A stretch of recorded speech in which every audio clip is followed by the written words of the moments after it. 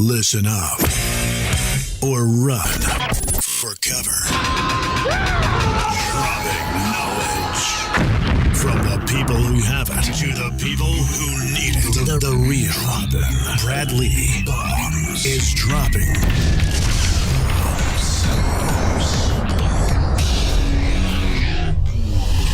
What it is, Brad Lee back again with another episode of Dropping Bombs. Dude, today in the studio, do I got a treat for you? Folks, if you don't know this gentleman, you better look him up while we're talking, while you're listening. I'd even pause and go Google him. Rocky Garza, welcome to the show. Thank you so much, my man. I appreciate it. No, I appreciate it. Dude, listen, you guys are going to be in for a treat today because what this dude teaches, what this dude does, what this dude's life experience is all about is going to be valuable from anybody that's trying to pull themselves out of the gutter. Yep. All the way to you're already running a multi-billion-dollar organization, but you're looking to do better. I want to read this only because, I never read these. I want to see how my team did or maybe how accurate this is. You tell me. All right. This is Rocky Garza, is a people and culture development expert that challenges audiences to consider their motivations, inspirations, and fears. It says that you explore relationship management and humanity through your personal identity mapping service. That's right. Interesting. Which is basically an examination of how and why people do the things they do. So it's almost like a melon test. That's right. Now, it says your high energy and caring approach. It almost sounds like, I should be announcing you. Like, today on Dropping Bombs, folks, we've got Rocky's high energy and caring approach, which was developed during his 7-year tenure as director of ministry at one of the largest youth camps in Texas, and as a member of the pastoral staff at Chase Oaks Church in Dallas, Texas. That feels right. I almost feel like Casey Kasem. Yeah.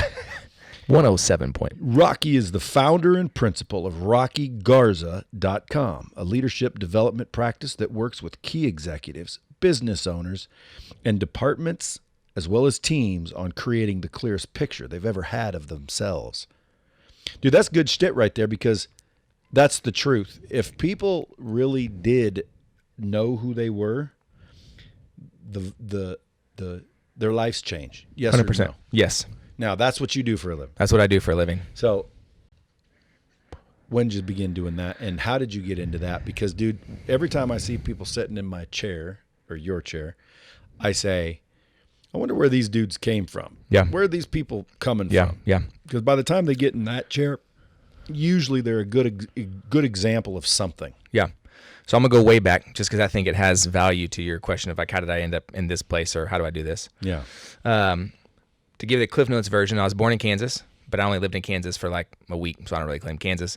Came back to Dallas-Fort Worth area is kind of where I grew up. In a week you were in Dallas? A week I was in Dallas. And dude, fuck Kansas. That's what I'm saying. Kansas is out of you here. You ain't from Kansas. No, I don't even know. I don't know what Kansas is. You don't even is. need to say that again. Yeah. And I wouldn't. You don't like Kansas? I'm just messing. No, I don't know. I don't know anything. I don't know anything about Kansas. I just know there's people in Kansas right now going, "Yeehaw!" He said Kansas. Now they're going, "Fuck you." Yeah, Texas. It's all in Texas. Yeah, Texas. Spent the rest of my life in Texas. Texas. My parents got divorced when I was 2. My dad got remarried when I was 7. Still married. Has 2 boys. Have 2 half brothers, but never lived with my dad after my parents got divorced. My mom's been married and divorced 5 times, so I moved a bunch growing up, mostly all pre-7th grade. Just for my mom's job and or marriage. So you stayed with your mom, not your dad? I stayed with my mom, not my dad. My mom and or my grandparents, and my grandparents being my mom's parents. So yeah, like I was kindergarten, lived up north of Dallas, moved about 30 miles west to start kindergarten. Halfway through kindergarten, I moved back to Farmers Branch, so about 30 miles south.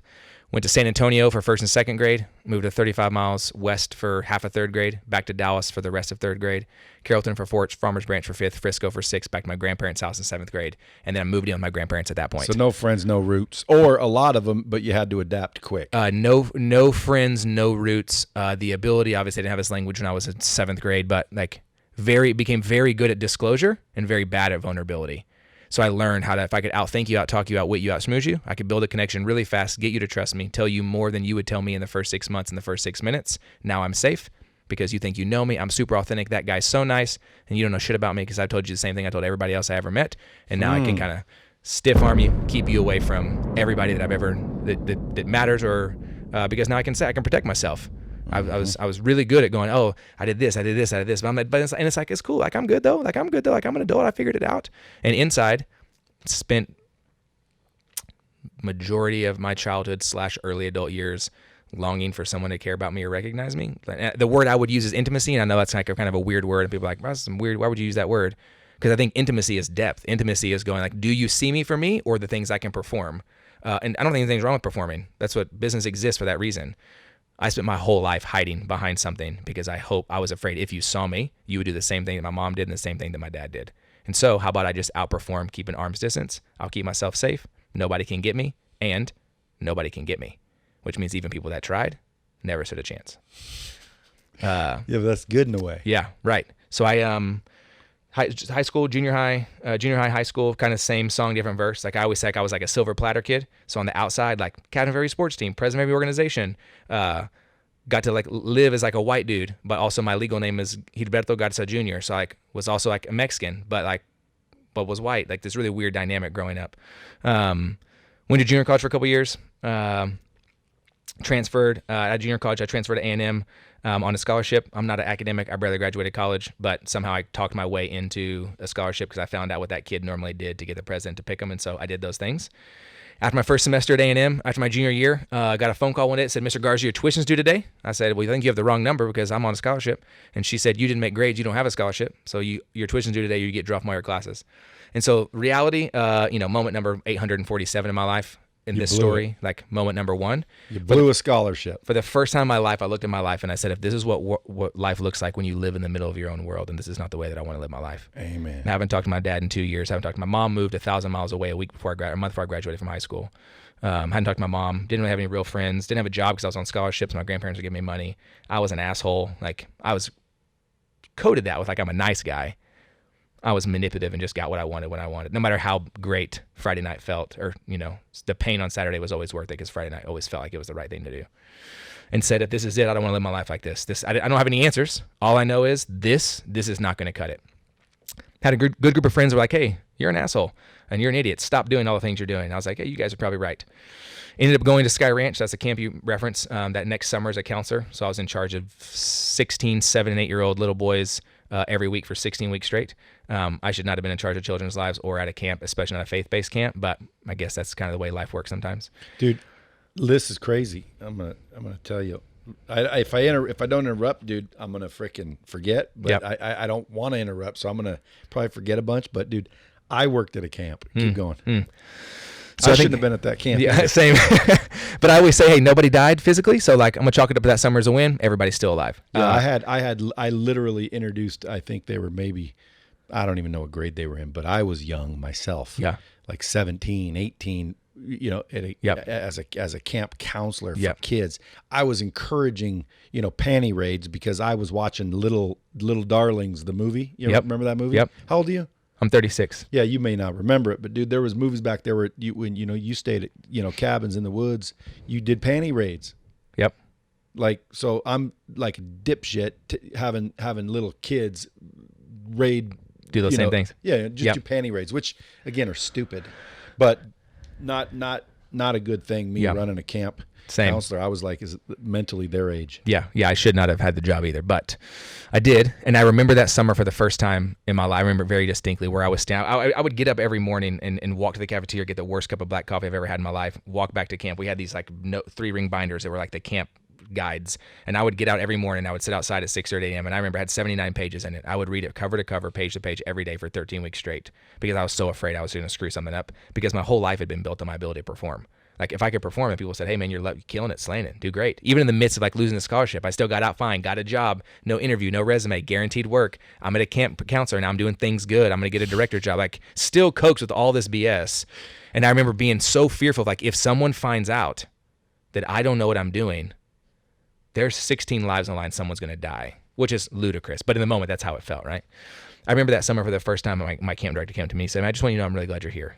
And I was like, all right, thanks. Oh, that's weird. And he's like, no, like, I think you're doing a great job. That's fine. He was like, I just want you to know, like, I really value you as a person. And like, I'm just really glad you're here. And I think for me, not that my family didn't love me, my grandparents are great. My mom and dad did the best they could. Like, it's not a knock on any of them. I don't remember a time in my life that's distinct until that moment of someone looking at me and saying, I value you for you. I would love that you can perform, but I just love you. I think you're great, and I'm glad you're here. And so I think what happened is if I lived the first 20 or so years of my life with this fundamental belief, there's two things I think everybody has to be able to say at the same time, the same breath, to find a element of freedom and connection. Statement number one is that I'm wildly unique and extraordinary, and there's no one in the world like me. And I don't say that like blow smoke up anybody's ass. Identical twins shouldn't be called identical. They should be called similar twins. Like, it's impossible for there to be in the world like us. But I lived 20 or 21 years of my life believing that statement alone, and I was a dick. Because I lived my whole life going, if I can't prove to you why I'm special and unique, you're not going to love me. You're not going to like me. I have no value here. But that makes you an asshole, and nobody actually wants to be around that person. I went to camp, though, and then became a camp director, and probably for the next 5 or 6 years, lived under this pretense. I swung the other way. The other statement is, I'm 100% regular, meaning I'm equally valuable to every other human being on earth. I think half of us live over here, and we survive by going, I'm good. I mean, I'm like a little better than you, but like, it's fine. Like, I'm good. Or half of us live over here and go, we're all equal. Like, as a matter of fact, we're so equal. Like, I think I'm actually a little bit less valuable than you. And so I think my time at Sky Ranch, what happened is I kind of pendulum swung the other way. And I said, if life isn't going to play out by being the most awesome, then for sure you'll love me if I can out-sacrifice for you. Now, steer performance, I just called it something else. Was at camp with a full-time staff there for like 4 years, met a girl, started dating, got engaged, like camp romance. She was in Arkansas, I was in East Texas. Flew her to Texas, had her engagement photos taken. She called me that night, said, I have something to tell you. I said, great, we're switching from Target to Bed Bath & Beyond. She was like, no, actually, my mom told me that if I didn't call you and tell you that I was sleeping with somebody else, then she wasn't going to put a deposit down on our venue. I said, all right. What? On our venue, like on our wedding venue. I said, okay. But now that I know, like, your mom will put the deposit down now that you've told me you're cheating on me. She said, yeah. And I was like, right. Tell your mom I said thank you, and don't ever call me again. And I think if losing my scholarship was a moment in my life to wake up and go, hey, it can't be all about you, this was a moment in my life of going, but you're not going to survive either by being the ultimate martyr and laying yourself on the sacrificial table every day and giving people what they want. You're not going to survive that way either. That was 2007. So I think the last 12 years of my life has been a journey of trying to find the tension of those two statements together, of how can I be stand apologetically in who I am and remain fully aware that my neighbor is not my competition and my own purpose. All right, now, even though you're very, very, very good, I got to break up the story for a minute. Mm-hmm. Where's old girl at now? Couldn't tell you. You haven't talked to her since? Haven't talked to her since. Just straight cold dumped a bitch. Cold dumped. Holy moly, dude. Just having that power is a strength. Yeah. Because there's a lot of dudes out there that'll just sit there and take all kinds of abuse from their girls because they fear being alone, and they're like, oh my God, what if I never find a better one? Yep. And all of a sudden they're just stuck with the one they have, even though they're doing that shit. However, in her defense, and her mom especially, God bless them. Literally, listen, the best thing hey, that mom deserves a freaking award. I'm telling you, dude, that's called integrity shit. I always tell my wife, listen, if you cheat on me, I'll be pissed for one reason, because you cheated on me. Like, if you told me, babe, I don't want to be exclusive anymore. I like humping multiple people. Like, if she said that, I get the choice to say, well, I don't want to be with you then. And then that is totally up to her. She's a human being with her own rights. But at the end of the day, the integrity, which is hard for most people, is coming clean and saying, hey, this is what I did. So good for her that she came clean. Yep. Her mom made her. But dude, you didn't talk to her since? Nope. That's powerful shit right there. And I think for me, you don't even know how she's doing. Like, I don't even know where she is. But you were going to marry her. I was. And now you don't even, you never even thought about her again. Nope. Dude, that's power. How do you have that kind of power? Because you wake up in the morning, you look in the mirror, and you say, do I believe that I have an innate worth and value in who I am when my hands are not moving? And do I believe it's equal to when my hands are moving? And I'm not knocking performance. I think achieving is great. But tell me, is that possible, what you just said? I think so. See, because like in my mind, if someone asked me, I would say you can be valuable with your hands not moving, extremely. But you could also be potentially way more valuable with your hands moving. You want me to prove it to you? No, I'm with you. I'm not saying I disagree with that, but I'm saying the reason I say it that way is because I think the majority of individuals who are caught, who are insecure, who have fear, who have doubt, who are stuck inside their own mind is because they believe they only have value if their hands are moving.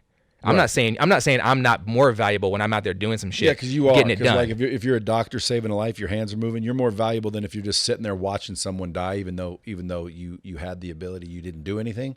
So your hands not moving is the only thing that threw me for a loop. Right. But So, but I'm saying what you're worth happens, something, but you're like period. 10 people, you're like 10 steps down the road because that dude went through the work, put in the effort, believed he was valuable, and became a doctor.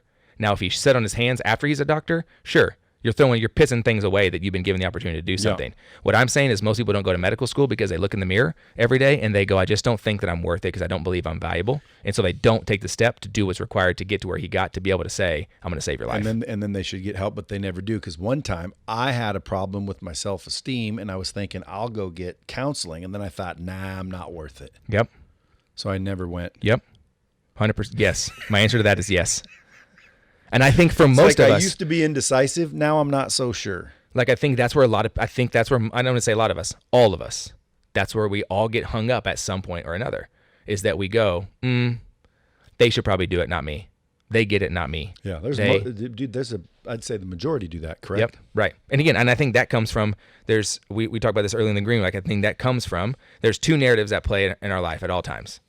That's the stories people tell us about us and the stories we tell ourselves about ourselves. I think where there's an intersection is the number one killer of self-confidence. All right, so listen. This is why I said everybody's in for a treat, because let's get some people some confidence real quick. Okay. I've got my own way of giving people confidence, or at least a technique to help them build their own, because it's not me giving it to them. Sure. I want to hear a successful way, and it may be the same way I explain. Maybe I explain it differently. Tell me, how would someone repair their confidence? What if they don't feel they're worth it for whatever reason, and now they're like, they've made a decision to change. I don't care anymore. I need to make this different. How would they do it? Yep. I think first what they would do is I would say, I want you to make a list. You got two sides. I want you to write down everything that you hold on to that's ever been told to you about you. I'm going to use myself as an example. Everything, you're writing down a list, two-sided list. Two-sided list. On one side is the narrative that's been told to you about you. The stories that's been told to you about you. Rocky, you're so sensitive. Rocky, you're too emotional. Anything with TOO is typically a narrative that someone else made for you. You're too intense. You're too emotional. You cry too much. People don't care that much. Just watch this football game and stop asking so many damn questions about their marriage. Just all those things I've been told my whole life. Yep. Other side of that is all the stories I tell myself about myself that match that same narrative. So I tell myself, Rocky, you're going on Brad's podcast. Bro, he doesn't have a lot of guests that are talking about their emotions, feelings, being loved, and what intimacy is like and value. Don't do that. But find a way to talk about business. Do anytime one of the narratives matches the other one. Now, so I have two lists. Stories told to me about me, stories I tell myself about myself. Anytime there's an intersection, there's a lowercase t truth, meaning there is something we believe about ourselves. Whether it is real or not, doesn't matter. Whether it's true or not, doesn't matter. We believe it. And where that intersection is, we believe something that potentially is not true about us, and that typically when it's a lie, robs us of our confidence. And I can't control the stories that have been told to me about me, but I can absolutely control the stories I tell myself about myself.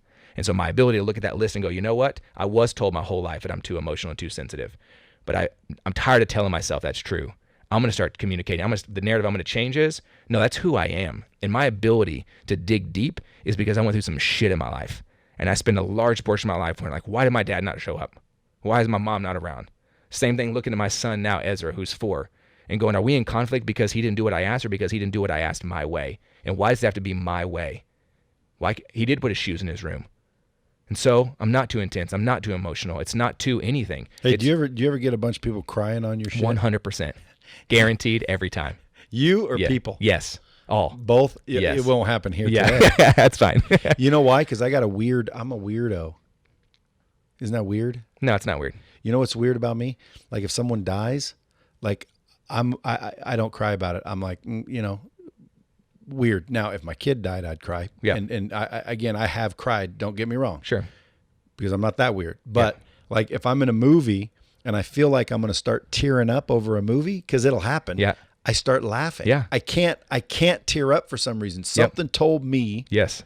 that I cannot cry. Yes. And I don't know what it is, Yep. but every time I'm even about to, I just start fucking laughing. Yep. So if you even got me close to tearing up, I'd just start laughing. Yep. 100%. It's called defense mechanism. Yeah. So I ain't crying today. That's you might. fine. Oh, I already did. I'll do it again. It's fine. Dude, you're a freaking ghost crier. I am. What do you mean you well, already it's did? got a little tear. Inside It got a where little it tear in counts? there. It's about to pop out. Well, dude, you're saying some deep shit. But I think that's a space where then, but here's the last thing on that, those two things. I used to think it was a 2-dimensional page with 2 parallel lines, right? Like I used to think it was this. It's 2 lines.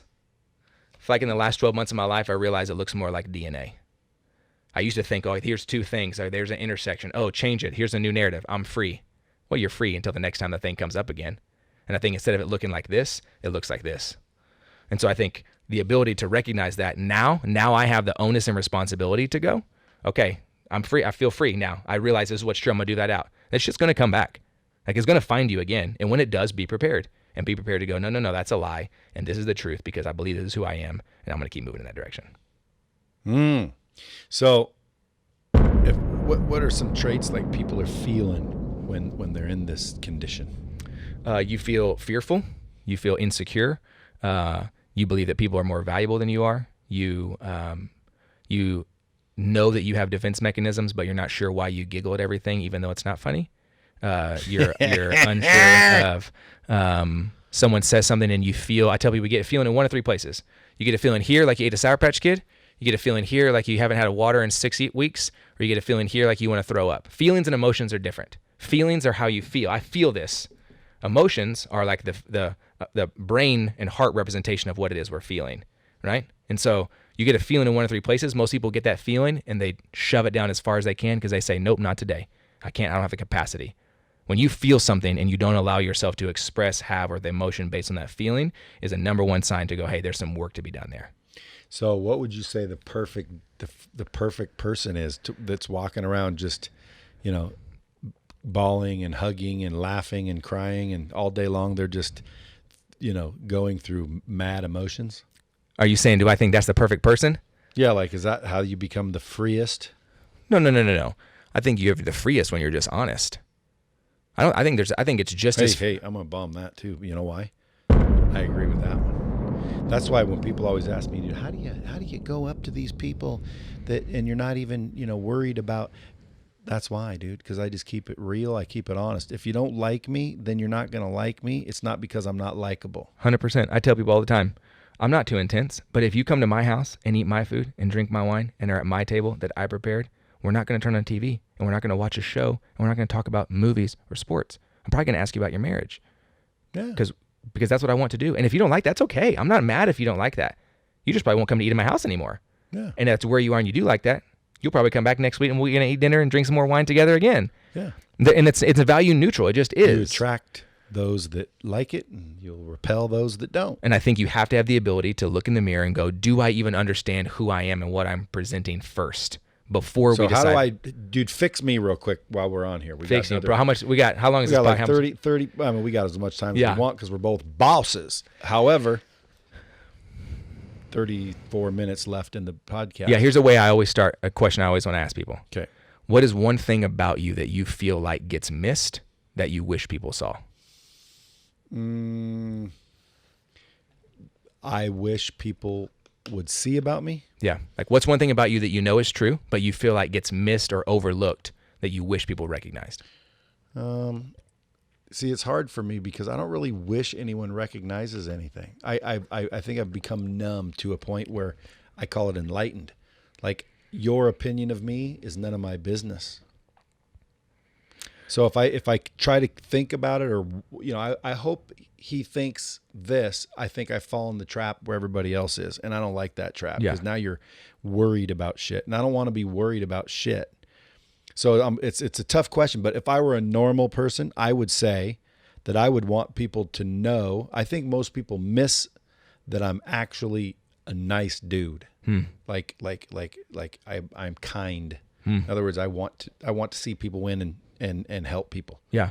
I don't think people see that. I think they see that I'm a smart ass and I'm arrogant and I'm egotistical and not necessarily true. I think they miss I'm a nice guy, basically. Well, not nice, because nice technically means stupid. Right. You're kind. I'm kind. The word we've talked about it like multiple times. The word that comes to mind for me is caring. Yeah. I think that you care deeply about people. And I think that given things you care about, you would sacrifice a lot for those people that you care about. Indeed. Yeah. But that's what I wish they'd recognize. Right. Yeah. And so I think knowing that is then going, okay, great. Then we go down a plethora of lists.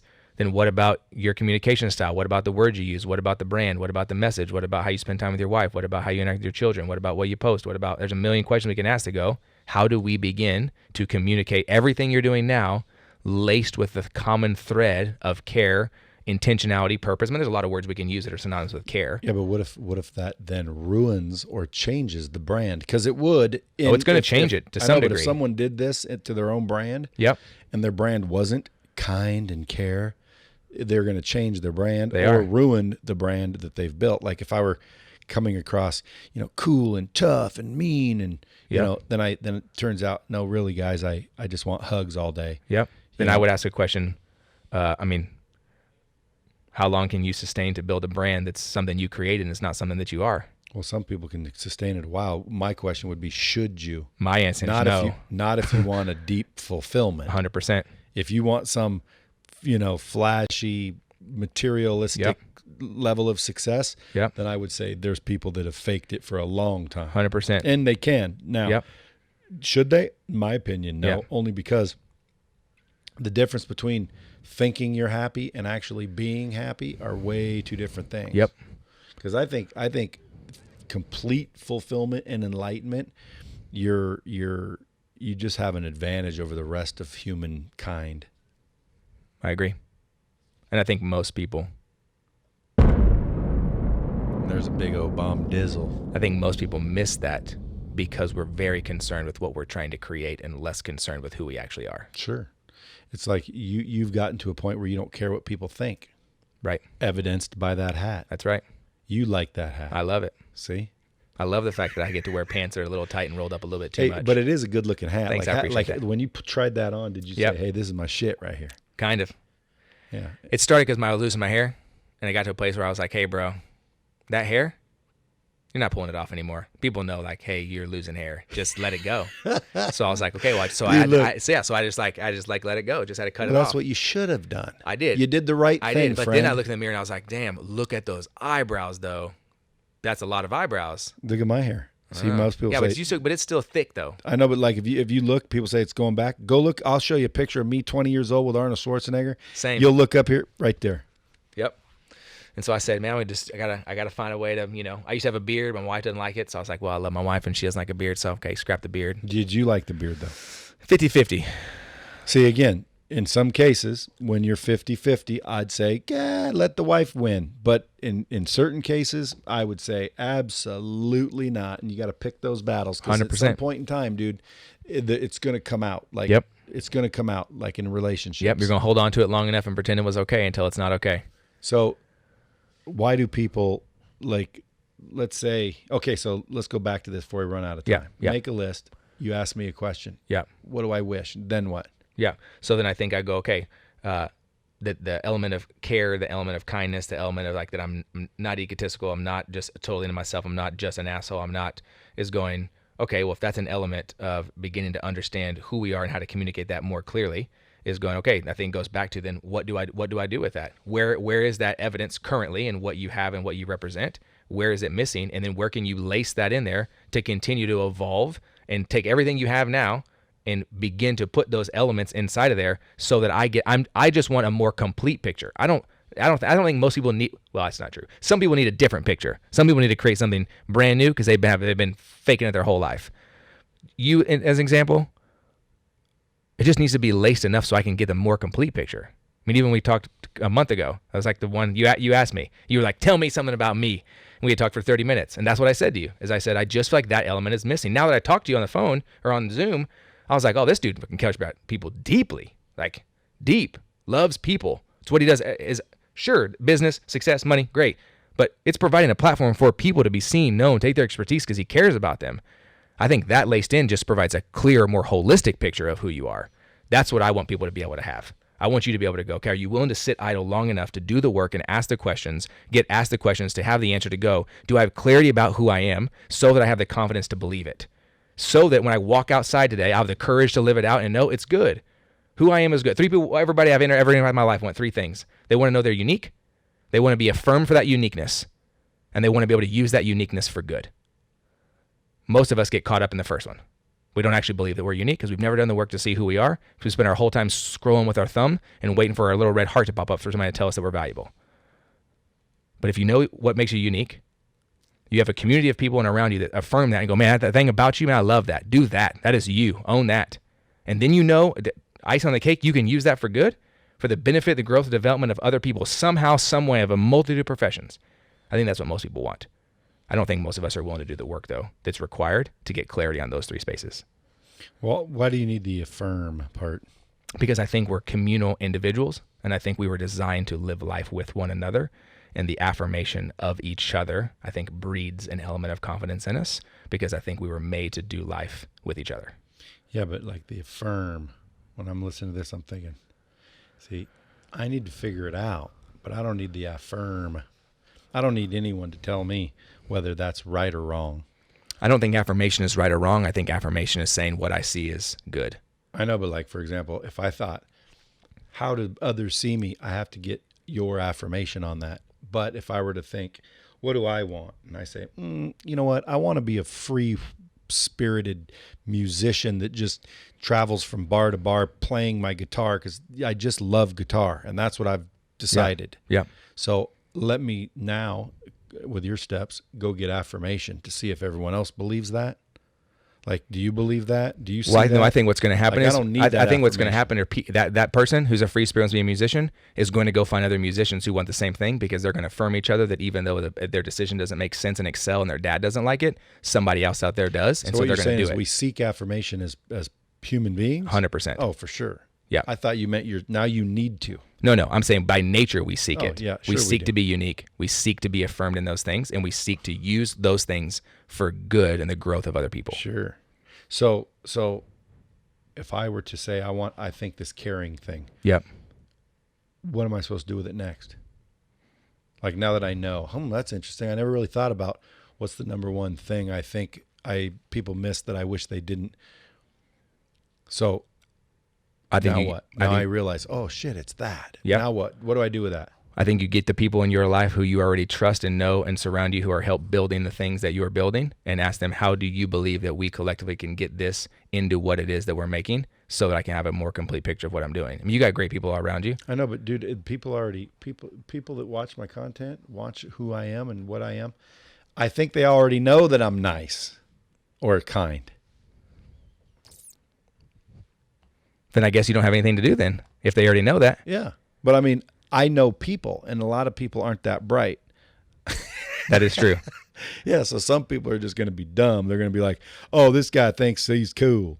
Oh, this guy thinks it. And I just know that they're going to think that because, again, not everyone's going to like you. Right. You know that. Yeah. So you can make assumptions. I'm making assumptions that people are thinking things of me. Why? Because I've heard comments. I see, bullshit statements and what do you call it? Hate. Yeah. Now and again. Yeah. And that's the type of thing they say. Oh, this dude thinks he's so cool. Mm-hmm. Who's this, a Grant Cardone wannabe? Mm-hmm. Yep. And I'm thinking, what a douchebag. Like, who has time to sit here and talk shit about somebody else? Right. Like, dude, you'll never see me scrolling the internet debating people. Now, you might see me on the internet sharing my opinion, which happens to go against somebody else, because that's me sharing what I believe. Sure. And what's funny is I'll share what I believe, and if it offends any other influencer's brand, their fans get all butthurt and want to. All Gary V's fans get mad at you. Huh? I said all Gary V's fans get mad at you. Yeah, it's like funnier than hell, and it's like, dude, this is so funny. So I don't go to Gary's page and motherfuck him. Right. And I don't, troll his ass. Right. I just, he believes in patience. I don't. That's all. And I'm not talking about I don't believe in patience, period. Right. I think there's definitely time for patience, but not when it comes to achievement, not when it comes time to entrepreneurship, not when it comes to building a business. There is no room for patience if you're trying to achieve. But yes, there's obviously times where patience comes in handy. Right. But he's not saying that. He's saying, patience in entrepreneurship space. No. Don't relax and wait and understand things take time. Hustle and increase your activity and increase your intensity and scream louder, get more attention. That's what you do if you want to achieve something. Yeah. And so I think then back to your point, if the person we're talking about who doesn't think that you care is the person who we say doesn't know, doesn't understand, and just looking for they look around like, oh, this guy only cares about himself, whatever, and we're not interested in what they think anyway, then we either go back and go, maybe you are communicating that you care. If the people who listen, who are fans, who value and appreciate it already know that about you, maybe it's there. Maybe I'm a guy. Well, you saw my shit. Does it look like I care about people? No. What does it look like? It looks like you care about business and you care about being successful, and you care about other people being set up to be successful, Well, then it's reflective of the truth. then I think Because all that's the truth. right. So then I think, Okay, the only thing you're missing is I'm also kind. yes. And if that is an element that comes by time, proximity, and relationship, then I don't think it has to be something we have to worry about. Well, not only that, but don't you think me taking all the time to drop information on social media is kind in and of itself? 100%. Yeah. Like, dude, I don't have to do this shit. Yep. You paying me for this podcast? 0. Yeah. Like, dude, no one's paying me Yep. for this podcast. You Yep. don't hear advertisements. This isn't a business. I'm trying to gather people's knowledge that I know have some and get it out to people. That in and of itself is kind. Mm-hmm. And put it on social media. I pay to have someone make those fucking little memes too. Yep. Like, dude, I pay for this dude to follow me around with a camera. Yep. I pay for someone to watch all that footage and find intelligent shit or Yep. funny shit that I say and slap it up online. I pay for that. Yep. Why? Because I believe that there's going to be people that can benefit from it so they don't make the same mistakes or they learn something. I get hit up all the time with some serious nice shit, like life being saved. Some dude was doing suicide, said he didn't want to after listening to my podcast. All kinds of it. But, oh, dude, I turned around my shit. I increased my business 10 times for you. Dude, it's fun. Yep. And I believe that if somebody's listening and open, the shit I've already went through will save them the pain. And that's the only reason I do it, which, by the way, shows that I'm kind. So the fact that I'm even dropping this shit should indicate I'm kind. Yeah, I agree with you 100%. And I think even the occasional, what you just did just now, great. That was you just answered your own question. So what do I do now? How do I interlace that in? Just tell me. Is that how? By telling everybody, hey, motherfuckers, you're lucky I'm doing this shit. I mean, I think a part of it is yes. Because it allows me to know the underneath intent of why you're doing it.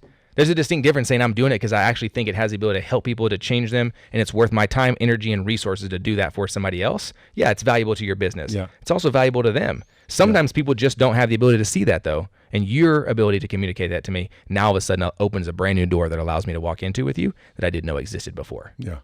It's like, I think it's also because when sometimes you are ashamed by evidence of not asking for money. In other words, I say, hey, will you listen to my podcast? And I want $10, but I don't want to say it, because I don't believe that you'll find $10 of value. But what if I knew if you listen to my podcast, you will literally make $1 million more next year, find the love of your life, and be able to raise your kids to be great people? Everybody's listening. Right. Well, now I'm saying, hey, dude, but I want fucking $10. People don't understand that, like, their confidence is the reason they don't pull triggers. They don't make deals. They're in relationships they shouldn't be in. They're doing jobs they shouldn't be doing. They're not happy. They're stuck. They're depressed. And how do you fix it? If you ask me, you call Rocky Garza, because you do this for a living. You fucking find yourself. That's what you do. 100%. You figure out who you are and why you do what you do. Yep. And then I bet you, and we haven't talked before this, have we not? 0. I'll bet you then begin to make a series of decisions, because at the end of the day, it's all choices. At the end of the day, it's all choices. You choose to be the way you want to be. Yep. And you choose to go, oh, I'm not good enough. They're better than me. Or you choose to say, I believe that I'm valuable because I know that who I am. And today I'm bringing something valuable to the world. Yeah. And again, a lot of people will say that, Rocky, and here's what happens. They don't believe it themselves, so it doesn't last. Right. And then they fall back into their shitty little me, boo-hoo, crybaby bullshit. Yep. And then they go, oh, that Rocky bullshit doesn't work. Well, no. You didn't do it consistently. You didn't believe it yourself. What you're saying is you have to actually believe what you just said. Yes. How do people get to believe it about themselves? Because a lot of people are listening to this going, dude, this fucking guy's dead on, man. I do feel like this. So let me just tell myself I'm worth it. I'm worth it. I'm worth it. And then 3 days later, you ain't fucking worth it, dude. This is stupid. This is like that Jack Handy shit from Saturday Night Live. Yeah. Like, dude, this is all lame, new age bullshit. Sure. So what about those people? Yeah. I say, well, then as soon as my course on VT launches and you sign up and you get in there and get some work done for yourself, because I think that literally and metaphorically, Because show them the evidence. Right. You can't just go, oh, I'm going to change. I don't believe this anymore. I feel good about myself now. You didn't do any work. Nothing changed. Yeah. You still feel the same lies that your dad told you. You still think the same way when a girl looks at you and rejects you, then you feel sad and now nobody loves you, nothing can happen. You didn't put in work or effort or energy to either A, change the narrative, B, figure out what the lies are, the insecurities are, and figure out what the truth is. Replace the old imagery. Yeah, you can't just say I believe something different and nothing changes. Or everything changes. That's not how it works. You got to put in the work to go, what are the things that are wrong and broken, and that I'm going to take this thing out and put this thing in with new hardware, new whatever metaphor you want to use. Yeah. And then things can begin to change. Yeah, I think it's replace the imagery in your head that your parents and people and society have put there. Yep. And again, that's that narrative, the story you've been told to you about your whole life. So if someone goes to rockygarza.com, is there all kinds of ways to get a hold of you? Yep. You can contact form. You can email me. What if I follow you on Instagram? What type of shit am I going to see you dropping? Yep. Every single day, there's right now, every month we go through different ththings. This month is learning how to build meaningful relationships, both personally and professionally. Dude, that's crazy. I just did a course on that. Yep. And so right now, every day, a new 60-second clip drops. You can hop on YouTube. Every month, they're put in a playlist. Last month was understanding and doing the work of how to be seen, to be assessed, to be awoken, and to own who you are and what that means. Yeah, see, dude, this is why I booked an event out. You're not an event or a session, whatever you call what you do. What is that, a session? It's called personal identity mapping intensive. Is that what I was going to do? That's what you're going to do. See, folks, even Brad Lee's going to go use Rocky to do a personal identity mapping. I want to know why I do and think the way I am. You know, I've convinced myself of the narrative. Mm-hmm. I don't give a fuck for so long. I really, literally don't give a fuck anymore.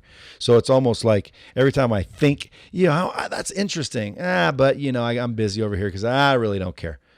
But then when I hear about it, it's like, dude, I want to know. I want to see it. I want to figure it out. Because, dude, I don't know everything I want. Right. If you said, what do you want out of life, Brad? Dude, I don't know because, honestly, I can already get pretty much whatever I want. Right. And I'm not talking about materialistic things like, I want 6 castles. I can't get 6 castles. Right. I ain't that rich yet. I think I will be shortly, but I'm not that rich yet. Mm-hmm. What I'm talking about is anything I can think up, I could pretty much do. So why am I showing up here every day? Yep. Why am I worried about some fucking Instagram account and dropping knowledge and doing podcasts? Yep. Why? I have enough money. I can stop. A lot of my money's recurring. Yep. I can stop working. Why don't I? What am I doing? Because time's running out. Yep.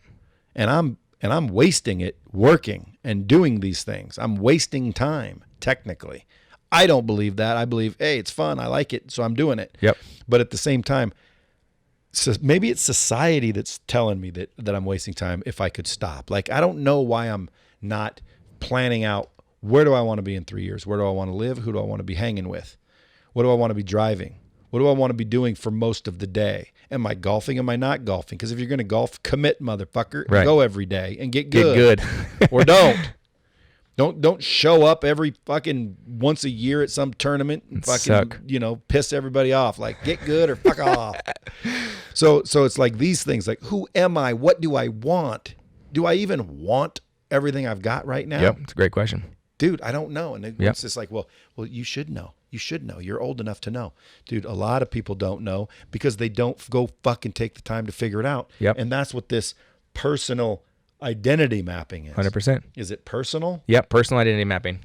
We call it personal identity mapping because you can also hire me to come work with your team, and we can do team identity mapping where we do the same process, but for 10 people at a time over the course of an 8-hour day. Well, I do mine first because I bet you my team's more expensive than me. That's right. Right. So if you can do it on me where it's like, son of a bitch, dude, this was freaking incredible. I know exactly who I am. That's right. And by the way, if you know who you are, everything's more vivid. Everything's more passionate. Everything's more deep. I say it's like you see those videos that people get when they buy their, sophomore science teacher who's been colorblind, and all the kids put in money and they buy in those colorblind glasses, and he walks outside and looks at balloons for the first time and he immediately starts weeping. That's what happens when you see yourself clearly for the first time. See, dude, you got your fucking pitch down. This is all what I call marketing. You're doing it naturally, but at the end of the day, when someone tells you the shit like you're saying, it makes everybody want it. I always say that means you got your pitch down. Like, dude, I seriously want to be like, fuck the podcast, dude.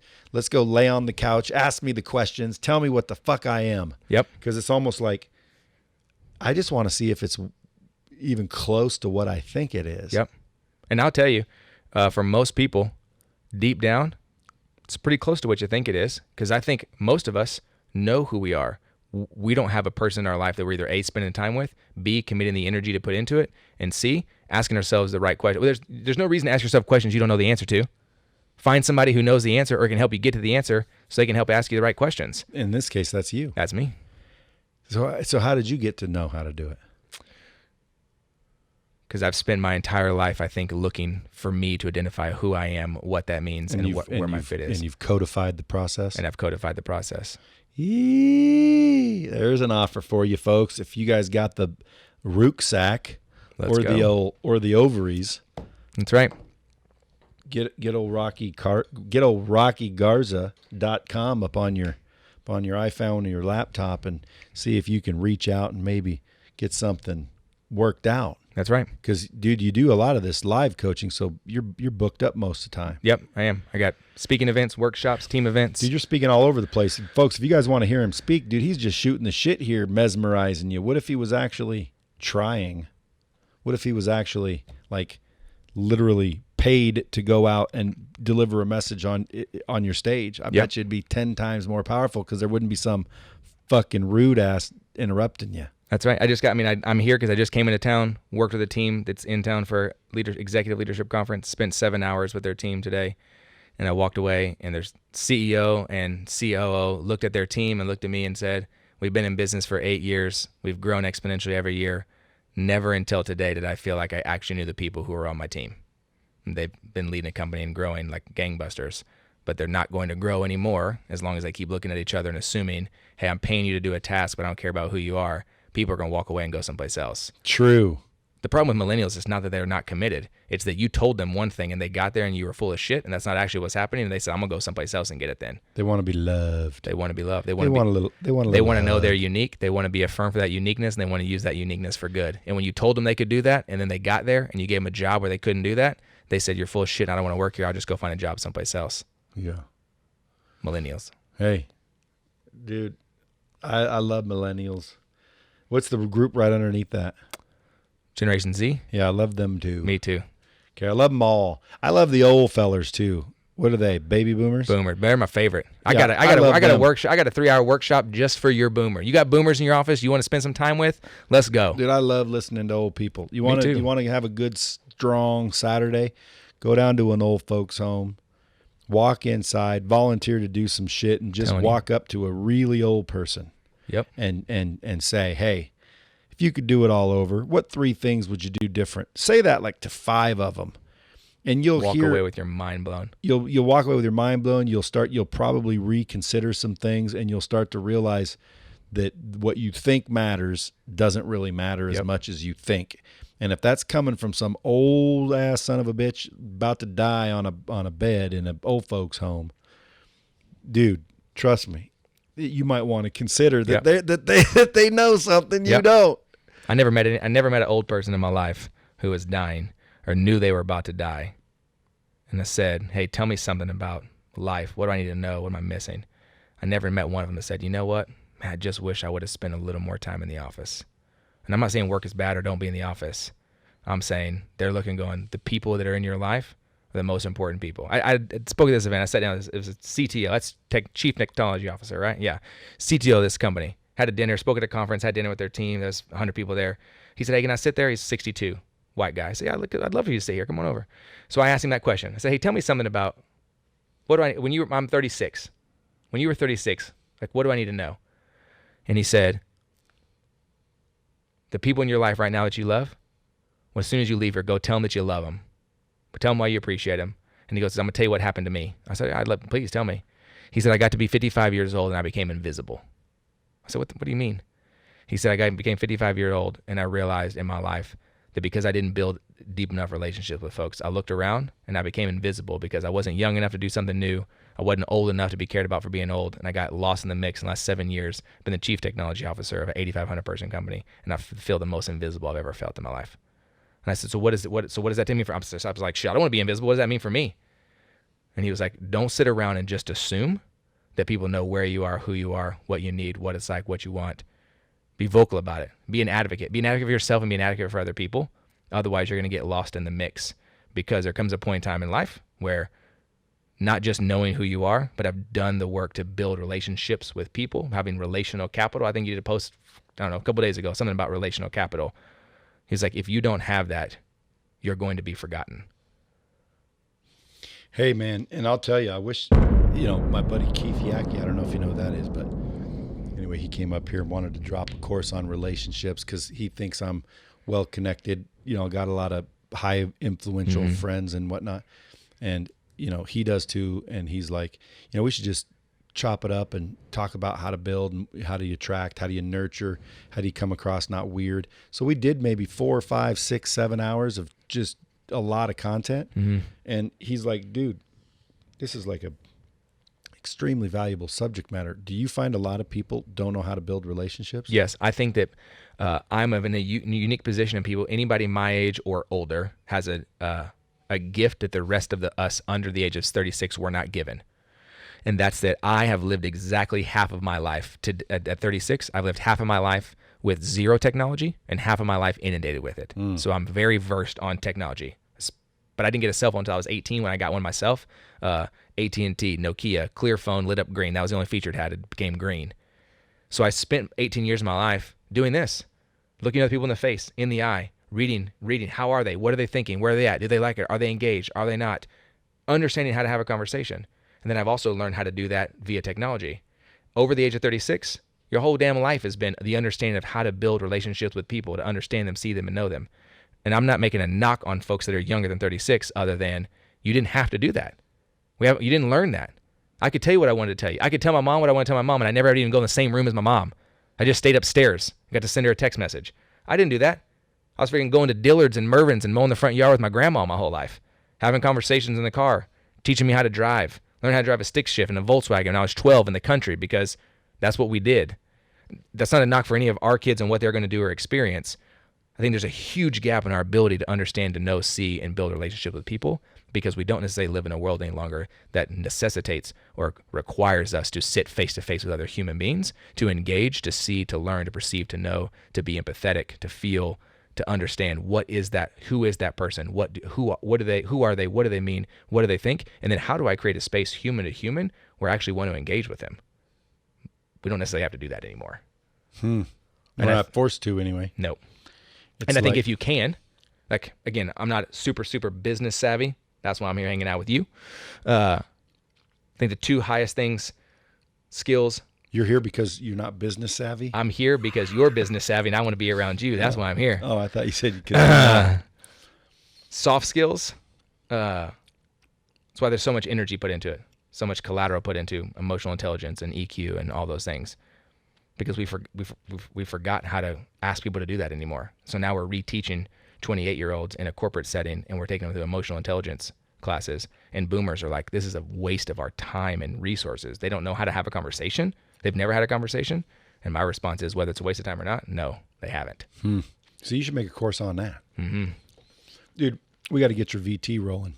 I agree. One of these days, man, you guys are going to be able to log in and have Rocky pop up and interactively be available to work through some issues. And then, boom, if you need the real Rocky, that's right. Boom, press a button, pow. There's going to be some cool shit coming from Rocky That's Garza. right. Folks, until then, go to RockyGarza.com to find him on Instagram. It's at Rocky Garza, Garza. I'd keep you here for another couple hours, but I know you got a flight. So, folks, listen, go out and share this podcast. Thank you. Rate and review the podcast too, but share it out there, because there may be somebody literally, that will hear this dude figure out something about themselves that makes the biggest difference ever. And quite frankly, if you think about it, the more we share knowledge, the brighter the world gets. People always say, like, why do you do this? I'm like, well, number one, ultimately money. I like money. Sure. But, from a deep down reason other than fucking money. And by the way, people want to act like that's a problem if you're doing it for money. Folks, don't listen to people. If you're doing it for money, do it well is what's important if you're doing it for money. If you're doing it for passion, then then the money doesn't matter as much. Hey, guess what? You'll probably do it even better, even though it ain't for money, because you're passionate about it. But other than money, what do I do this for? I'll tell you, because I want to get the knowledge from the people who have it to the people who need it, because I believe that if everyone had the right knowledge, the world will be more successful, and I want it to be more successful, so I'm just trying to do my part. Yep. If everyone operated like that, Somebody we would have a better world. And so Yep. that's how you operate like that. You share the podcast, kids. Here's somebody told me this one time. They said a candle never went out trying to light another candle. It only made the room brighter. You know, that's right. Who was that? Elton John? I don't know, but I like it. Oh, that was a good. All right, man. Thanks for coming in. I appreciate it. Folks, until next time, as always, keep it real.